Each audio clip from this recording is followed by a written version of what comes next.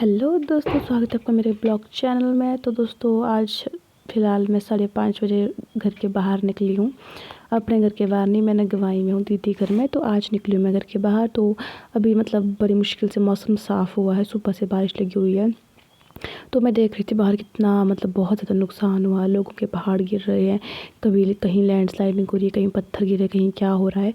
तो यहाँ आप देख सकते हो कितना सारा पानी भर चुका है गड्ढों में। और मैं यहाँ से देख रही थी, दीदी ने कहा नीचे आ जा, जल्दी जल्दी यहाँ घास इकट्ठा कर दे, नहीं तो बारिश स्टार्ट हो जाएगी। तो मैं फटाफट चली गई थी नीचे। और तभी मैंने यहाँ से नदी देखी हुई नीचे। तो नदी भी बहुत ज़्यादा गहरी आ चुकी थी, मतलब बहुत बड़ी नदी आ गई, क्योंकि कुल्लू से पीछे कुल्लू मनाली से आ रही थी। जैसे ही मैं खेत में पहुँची, मेरे पैर की हालत देखो क्या हो गई है।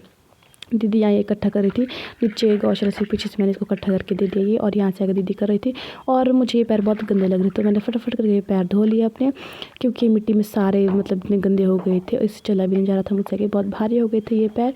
गाय के लिए घास ले जाना बहुत ज़रूरी हो गया है, क्योंकि गाय ने भी बहुत से कुछ खाया नहीं खाना। तो ये है मेरी दीदी का बेटा ऋषभ, जो कि अभी मेरी गोदी में था, मेरे साथ खेल रहा था, थोड़ी बहुत वीडियो बना रहा था।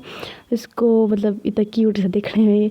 उसके बाद फटाफट हम चल पड़े थे गाय का घास लेके, क्योंकि गाय ने कुछ न से मतलब उतना अच्छा खाना नहीं, मतलब गाय का एक भोजन एक तरफ से मतलब घास।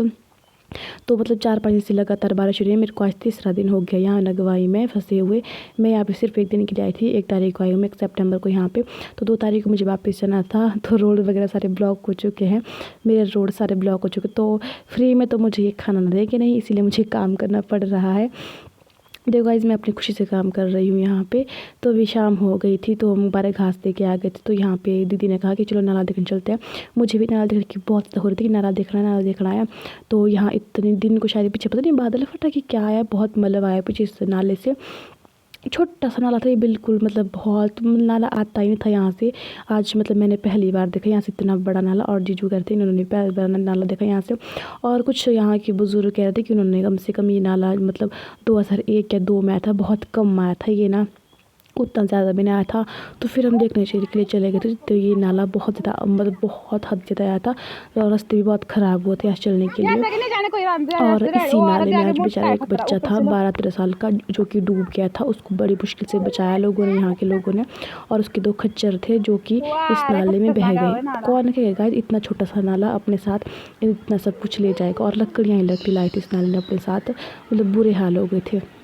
तो दोस्तों अगर आप भी कहीं नाले के आसपास है, आपका घर कहीं नाले के आसपास है, तो कृपया करके घर को खाली करें और घर से दूर जाएं, क्योंकि यहीं से हमारा मतलब खुद सोचो, बच्चा एक 14 साल का बच्चा, वो सिर्फ रास्ते से चल रहा था, अपने खच्चर चरा रहा था, उस तीनों डूब गए थे। खच्चर को तो बचा नहीं पाया, बच्चे को बचा लिया।